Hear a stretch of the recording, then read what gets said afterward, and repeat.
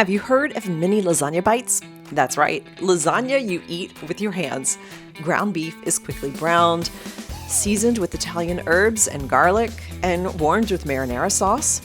Cooked lasagna noodles have been cut into 2-inch pieces and strategically stacked into a muffin tin. The key here is to angle the noodles to create a sturdy bottom and to line the sides completely to make a convenient cup shape. Then we add a seasoned cheese mixture, which is ricotta cheese, Parmesan cheese, and granulated garlic, sliced fresh basil, an egg, and after this layer comes the meat sauce, about 1 tablespoon in each cup, and then another layer of the cheese mixture with some tasty ribbons of that fresh basil, and a hearty sprinkle of mozzarella cheese. And now we bake for 20 minutes at 375 and watch them fly off the plate. They're a low-fuss, high-reward option for heavy party snacks or just a fun way to put a warm, filling dinner on the table. It all starts with delicious, nutritious beef.